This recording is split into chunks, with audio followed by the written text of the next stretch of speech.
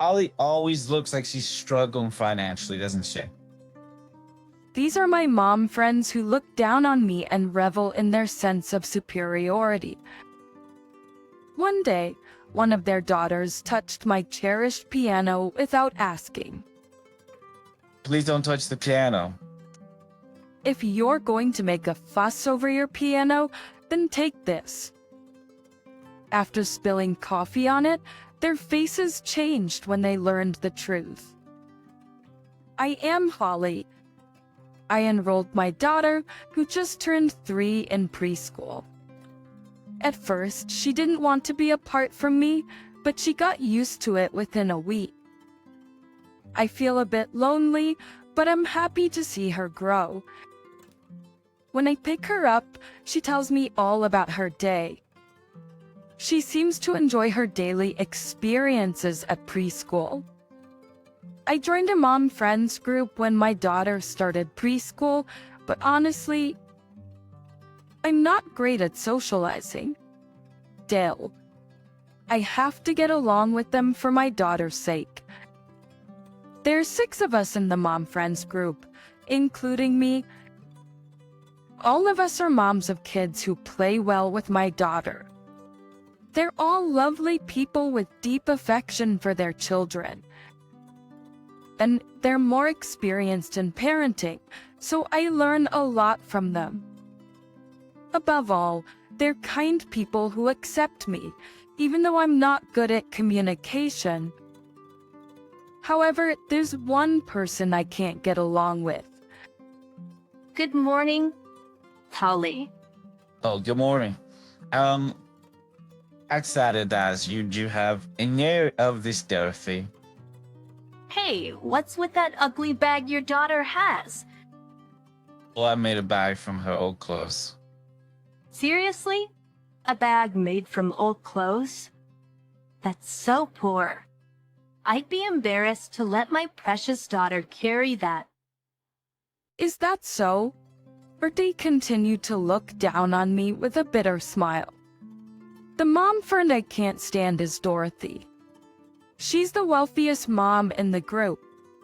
She always wears expensive clothes and bags, and she's beautiful with a great figure, the kind of woman everyone admires.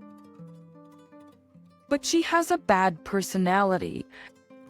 She targets people like me who are not assertive and looks down on them. I don't have the courage to talk back, so I just smile awkwardly. Oh, right. At your house is the venue for this week's tea party, isn't it? Yes, it's my turn this week. In the mom friends group led by Dorothy, we have a tea party at someone's home once a week. Although it's mostly just listening to Dorothy brag.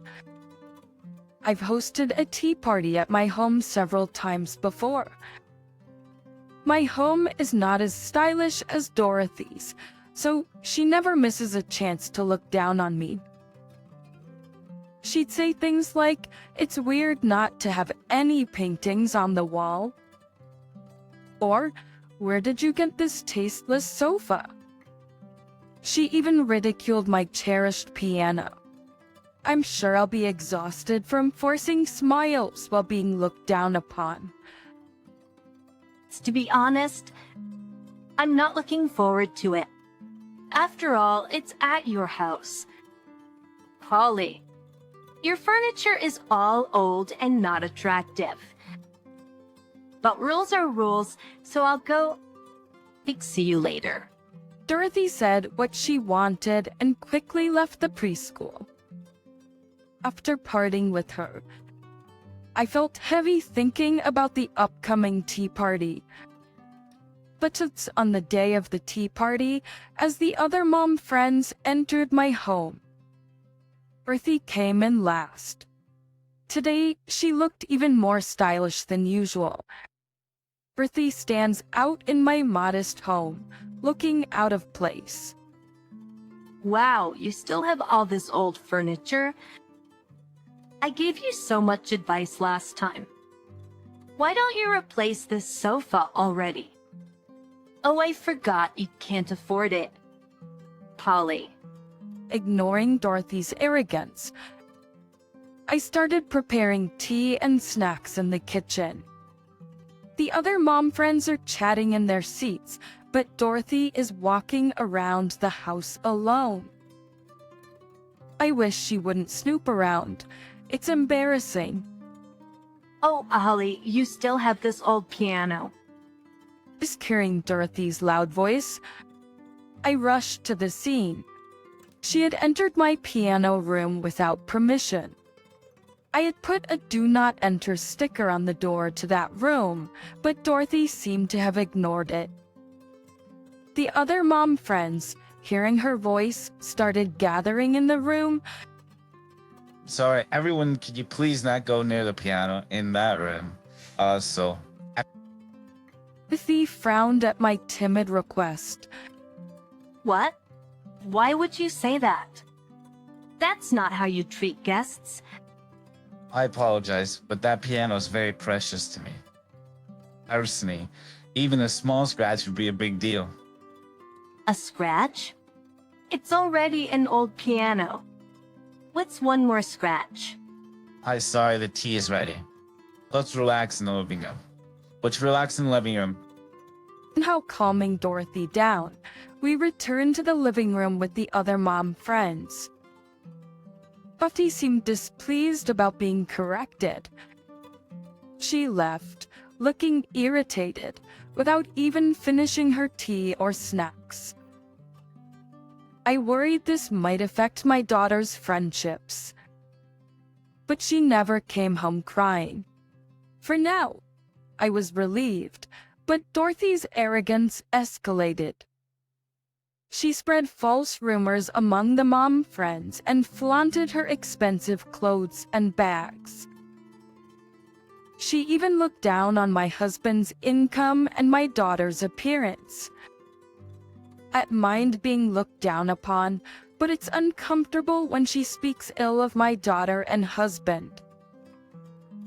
I told her to stop, but it didn't seem to have much effect. For a month passed like this, and it was my turn to host the tea party again. I welcomed the usual mom friends, but Dorothy hadn't arrived yet. According to the others, she would be late. We decided to start the tea party without her. That someone bragging, it was surprisingly peaceful. I was talking without tension for the first time in a while, but she never came home crying. It was probably Dorothy. I got up and opened the door. Sorry, I'm late. I was picking up my daughter from daycare. Dorothy was holding a little girl, about 2 years old. Thank you for coming. Dorothy, is your daughter joining us? Do you have a problem with that? No, I just wasn't expecting it. It's none of your business. Put us in. Sure. Sorry. Dorothy's daughter ran into the house as soon as they entered. As I tried to stop her, Dorothy pulled my arm. She's fine on her own. She's a good girl. But what if she gets hurt? Do you have anything dangerous lying around? No, but since you're here, Dorothy, how about we have lunch? But would your daughter like to join? Wow, you're actually being considerate. However, Dorothy only called her daughter's name and didn't try to bring her to the living room. Truth seldom. She left her daughter unattended and went to the living room, where the mom friends were waiting. I managed to catch Dorothy's running daughter and took her to the living room. So I handed her Dorothy and started preparing lunch. As I was bringing the prepared dishes to the living room, I heard a noise from the hallway. I had a bad feeling and went to check. Dorothy's daughter was pulling out my daughter's toys and playing with them. Sorry, these are my daughter's favorite toys. Let's put them back where they were. As I gently spoke to her and tried to take the toy, she dropped it and started scribbling on the wall with crayons.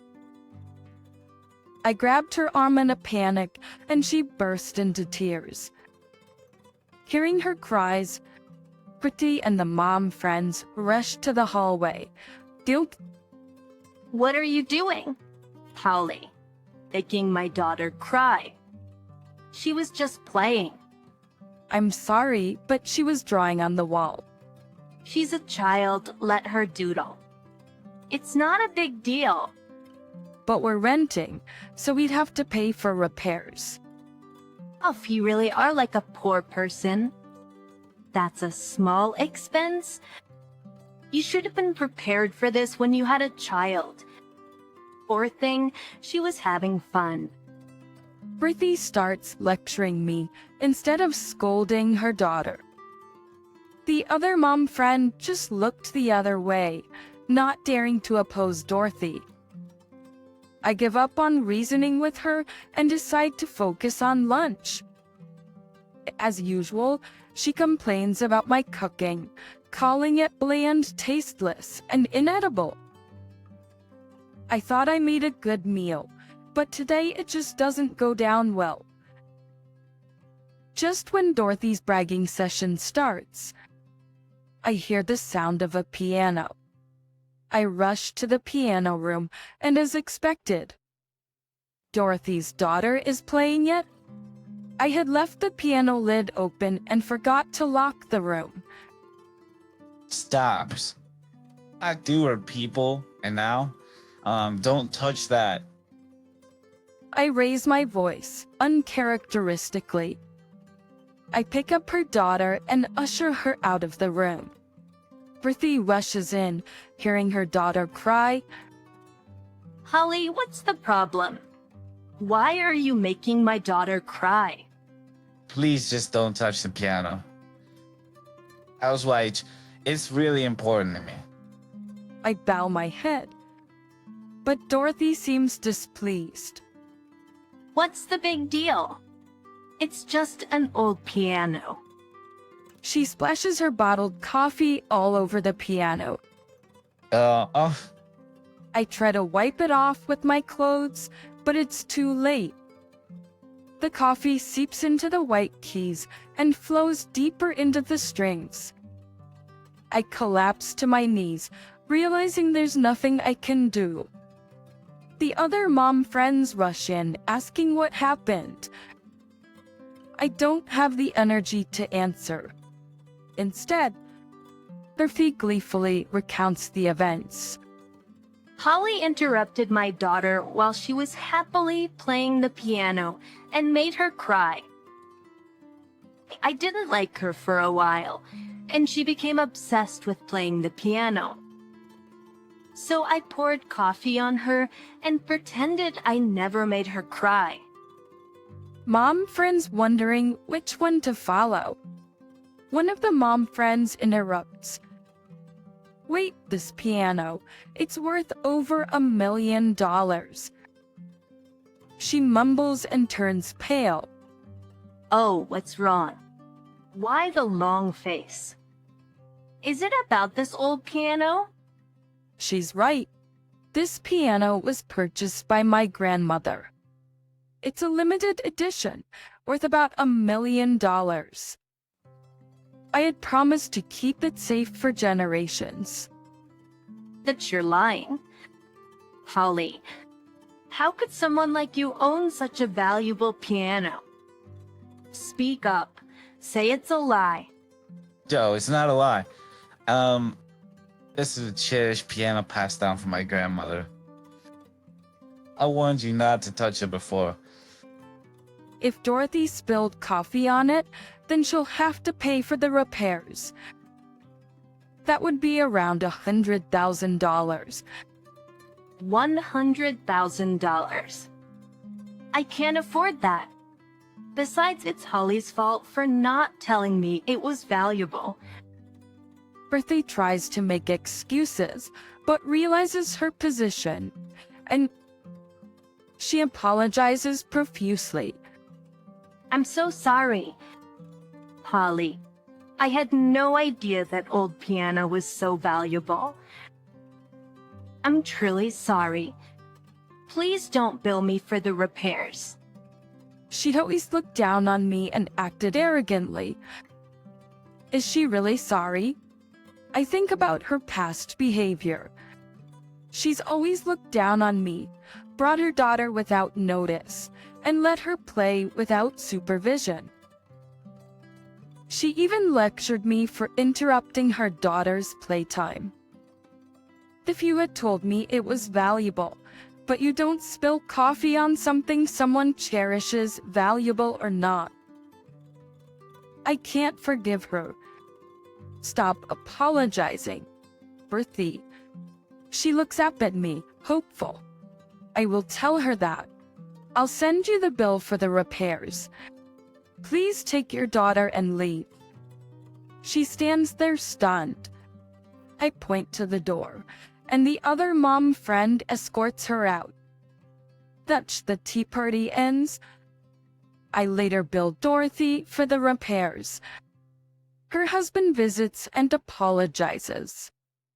Apparently, her attitude had been a problem for a while. He says he's being looked at in a negative light because of this incident. She starts working to pay off the debt and stops attending tea parties. I make sure to lock the piano room from then on. Since then, the piano has been beautifully restored in order to prevent such a tragedy from happening again. I resent my inability and wish I had done this from the beginning. Years pass, and my daughter grows up. I pass on the piano to her, knowing she'll take good care of it.